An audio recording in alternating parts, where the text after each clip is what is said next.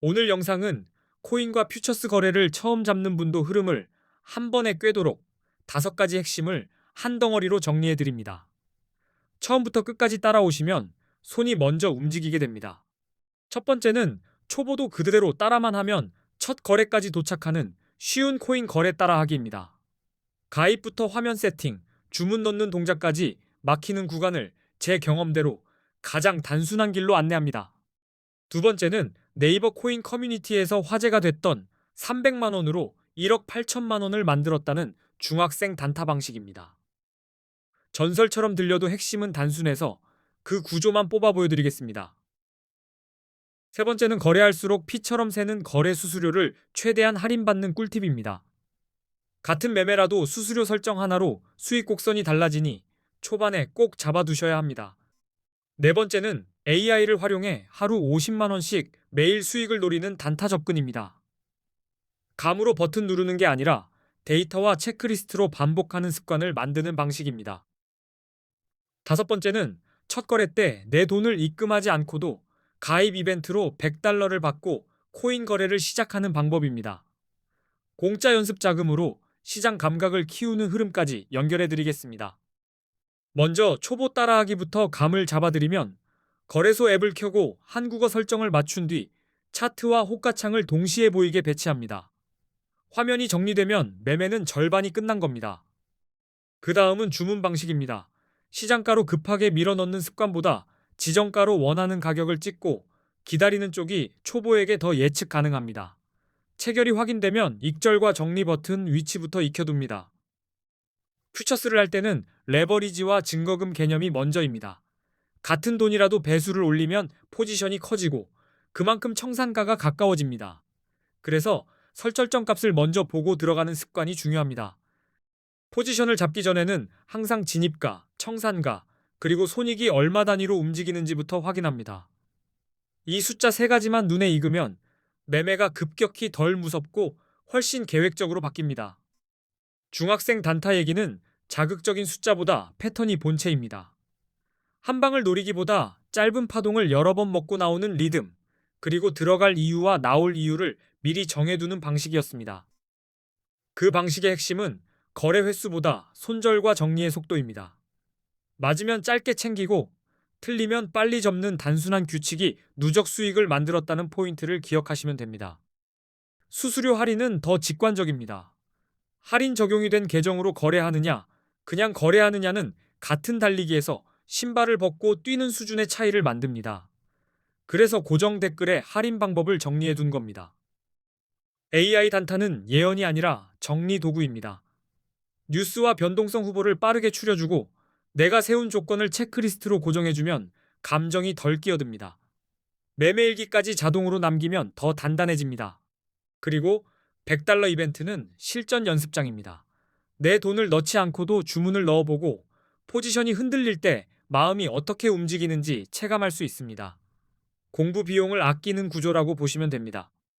이 영상의 고정 댓글에는 수수료 최대 할인 꿀팁과 100달러 받고 가입하는 방법, 링크를 한 번에 정리해 두었습니다. 영상 끝나고 찾지 마시고 지금 저장해 두시면 나중에 시간과 돈을 같이 아낍니다. 처음 이벤트로 받은 100달러로 10억을 만드는 건 현실적으로 어렵습니다. 다만 100달러로 내 돈 입금 없이 거래를 공부해 볼 수 있고 레버리지를 이용해 한 번 흐름을 맞히면 몇백만 원까지도 노려볼 여지는 있습니다. 이제 왜 코인에 투자해야 하는지 복잡한 이론 말고 숫자로 바로 보여드리겠습니다.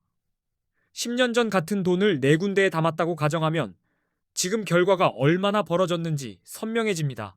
2016년에 금, 주식, 코인, 부동산에 각각 1,000만 원을 투자했다고 치겠습니다. 그 1,000만 원이 2026년에 어떤 값으로 바뀌었는지 자산별로 간단히 계산해 보겠습니다. 먼저 코스피 지수는 10년 전에 비해 약 2.66배 상승했습니다. 그래서 2016년에 1,000만 원을 지수 추종형 주식에 넣었다면 약 2,660만 원 정도가 됩니다. 금은 2016년에 1,000만 원어치 사뒀다면 약 233.5g을 보유했을 겁니다. 그리고 2026년 기준으로 그 가치는 대략 5,560만 원 정도로 계산됩니다. 부동산은 서울 기준으로 2016년에 1,000만 원어치 아파트 가치를 보유했다면 2026년에는 약 2,400만 원 정도로 평가할 수 있다는 수치가 나옵니다. 그런데 2016년에 1,000만 원어치 비트코인을 샀다면 이야기가 완전히 바뀝니다. 2026년에는 약 26억 원 이상이 되는 막대한 수익률이 나온다는 결론이 찍힙니다. 이 숫자만 봐도 바보가 아닌 이상 코인 투자를 고려해야 한다는 사실을 인지하게 됩니다. 선택은 자유지만 파도 자체를 없다고 우기긴 어렵다는 뜻입니다. 게다가 코인 투자는 오를 때만 수익을 내는 구조가 아닙니다. 오를 때는 롱에 베팅해 수익을 낼 수 있고 내릴 때도 숏에 베팅해 수익을 만들 수 있습니다. 그리고 수익이 나도 세금을 내지 않아도 된다는 점까지 더해지면 투자처로서는 꽤 매력적입니다. 같은 노력으로 남는 돈이 다르면 결국 승부는 시간 뒤에 갈립니다. 해외 코인 거래소에는 레버리지 기능이 있습니다. 국내 거래소에는 없지만 해외 거래소에는 레버리지가 있어서 보유한 금액보다 크게 베팅하는 구조를 만들 수 있습니다. 예를 들어 50만 원으로 레버리지 10배를 쓰면 5천만 원 규모를 운용하는 것과 비슷한 효과가 납니다. 30억 이상의 투자금을 굴리는 분들은 필요 없지만 소액 투자자에겐 큰 수익을 만들려면 거의 필수입니다. 그래서 코인 거래의 첫걸음이자 제일 중요한 건 좋은 코인 거래소를 고르는 일입니다. 매매 실력보다 링의 규칙이 먼저 결과를 갈라놓기 때문입니다. 실제로 많은 한국 투자자들이 국내 거래소를 떠나 해외 거래소로 몰리고 있는 상황입니다. 이유는 크게 세 가지로 압축됩니다. 첫 번째 이유는 레버리지 기능입니다. 국내는 레버리지를 막아두었고 해외 거래소는 100배까지 가능한 곳도 있습니다. 50만 원이 5천만 원까지 확장되니 해외로 이동할 명분이 생깁니다. 두 번째 이유는 수수료입니다. 국내보다 해외 거래소의 수수료가 훨씬 저렴한 편이라 단타를 할수록 체감 차이가 커집니다. 수수료는 실력과 상관없이 계속 빠져나갑니다. 세 번째 이유는 세금입니다. 해외 거래소에서는 세금이 없는데 국내 거래소에서는 거래 수익에 대한 세금을 내야 하는 구조라 부담이 생깁니다. 수익이 커질수록 차이는 더 크게 느껴집니다. 한국인들이 가장 많이 이용하는 해외 거래소, 그리고 가입 시 $100 지급 이벤트를 하는 곳 정보는 고정 댓글에 적어두었습니다. 필요한 분은 댓글 맨 위부터 확인해 두시면 됩니다. 이제 대형 거래소들의 수수료가 얼마나 큰지 비교해 보겠습니다. 대형 거래소는 거래 수수료가 0.05% 수준인 경우가 많습니다. 숫자는 작아도 단타에선 칼날처럼 누적됩니다. 예를 들어 1,000만 원 단타를 친다고 가정하고 레버리지 20배를 쓴다고 가정해 보겠습니다. 그러면 1회 거래에서 수수료가 22만 원 정도가 됩니다. 하루에 10번만 거래해도 수수료가 220만 원이 됩니다. 그래서 수수료를 무시하면 절대 이길 수 없는 싸움이 되고 결국 수수료가 저렴한 거래소를 써야 하는 이유가 됩니다. 이제 비교 기준을 5가지로 나눠보겠습니다. 수수료가 얼마나 저렴한지, 거래 방법이 얼마나 간편한지, 한국어 지원이 가능한지, 레버리지가 몇 배인지, 그리고 한국 돈으로 바로 입금이 가능한지입니다. 여기서 거래 방법의 간편함은 의외로 큰 변수입니다. 메뉴가 직관적이면 주문 실수가 줄고 원클릭으로 포지션 정리가 가능하면 급한 장에서 대응이 빨라집니다. 초보일수록 이 차이가 크게 느껴집니다. 이 5기준으로 A거래소와 주요 대형 거래소들을 비교하겠습니다. 수수료는 A거래소 0.01%, 바이비트 0.05%, 비트겟 0.06%, 바이낸스 0.04%입니다. 한국어 지원은 A거래소가 24시간 한국어 상담이 가능하고 바이비트는 어렵고 비트겟도 어렵고 바이낸스도 어렵다고 정리할 수 있습니다. 급할 때 말이 통하면 대응 속도가 달라집니다.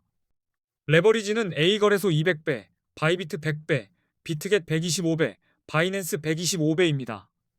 같은 방향을 맞춰도 배수가 다르면 결과의 크기도 완전히 달라집니다. 원화 입출금은 A거래소는 가능하고 바이비트는 불가능하고 비트겟도 불가능하고 바이낸스도 불가능합니다.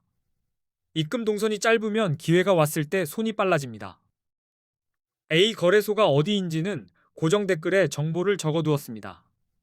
수수료 할인과 $100 이벤트까지 한 번에 연결해 두었으니 필요한 분은 고정 댓글을 기준으로 움직이시면 됩니다. 이제부터는 언제 롱을 잡고 언제 숏을 잡아야 하는지 설명드리겠습니다. 비트코인은 변동성이 크기 때문에 진입 타이밍을 놓치면 방향을 맞춰도 손해가 날 수 있습니다. 먼저 롱과 숏 개념을 간단히 정리합니다. 롱은 가격 상승에 베팅하는 매수 포지션이고 숏은 가격 하락에 베팅하는 포지션입니다. 시장은 한 방향만 존재하지 않으니 두 개를 같이 써야 합니다. 롱은 차트에서 강한 상승 추세가 보일 때 유리합니다. 여러 차례 고점을 높여가며 올라가는 흐름이 이어지면 그때는 롱 포지션이 성공 확률이 높아질 수 있습니다. 기술적 분석에서는 50일 이동평균선이 150일 이동평균선을 돌파할 때 골든 크로스라고 부르며 강한 상승 신호로 해석됩니다. 이 구간은 롱 쪽으로 근거가 쌓이는 대표적인 예입니다. 거래량도 함께 봅니다. 가격이 상승할 때 거래량이 같이 증가하면 시장 신뢰가 붙었다는 신호로 해석할 수 있습니다. 상승이 더 강해질 가능성이 있어 롱 진입 판단에 도움이 됩니다. 뉴스 역시 중요한 재료입니다. 비트코인 규제 완화, 대형 기관 투자자들의 진입, ETF 승인 같은 긍정적 외부 요인은 가격을 올릴 수 있습니다. 이런 소식이 나올 때 롱이 유리해질 수 있습니다. 반대로 숏 포지션은 하락 추세에서 유리합니다. 가격이 지속적으로 낮아지는 패턴이 나타나고 특히 저점이 계속 낮아지면 숏 쪽이 자연스럽게 맞아떨어집니다. 기술적 분석에서는 50일 이동평균선이 150일 이동평균선 아래로 내려갈 때 데드크로스라고 하고 하락 신호로 해석합니다. 이런 구간에서 숏 근거가 단단해질 수 있습니다. 거래량이 줄어드는 것도 힌트가 됩니다. 가격이 올라가는데 거래량이 감소하면 상승세가 약해지고 있다는 신호일 수 있습니다. 이후 가격이 하락할 가능성이 커져 숏 진입이 유리해질 수 있습니다. 부정적인 뉴스는 하락 압력을 키웁니다. 규제 강화, 해킹 사고, 주요 국가들의 암호화폐 규제 정책 강화 같은 이슈는 가격 하락의 원인이 될 수 있어 숏 관점이 힘을 받습니다. 비트코인 시장에서는 보조 지표도 중요합니다. RSI, MACD, 볼린저 밴드 같은 신호로 과열과 침체, 변동성을 한 번 더 확인하면 진입 타이밍이 더 깔끔해집니다. RSI는 과매수와 과매도를 가늠합니다. RSI 70 이상이면 과매수로 숏을 고려할 수 있고 30 이하이면 과매도로 롱이 유리할 수 있습니다. 단순하지만 꽤 강한 기준입니다. MACD나 볼린저 밴드는 시장의 트렌드와 변동성을 더 입체적으로 보여줍니다. 한 가지만 믿기보다 여러 도구가 같은 방향을 가리킬 때 그때가 확률이 모이는 자리입니다. 결국 롱은 상승 추세와 긍정 신호를 확인하고 숏은 하락 추세와 부정 신호를 근거로 결정하는 게 핵심입니다. 감정이 아니라 근거로 버튼을 누르는 습관이 단타의 생명줄입니다. 오늘 내용이 코인 단타를 정리하는 데 도움이 되었길 바랍니다.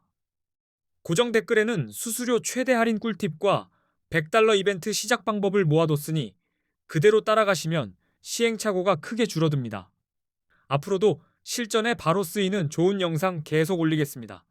끝까지 시청해주셔서 진심으로 감사합니다.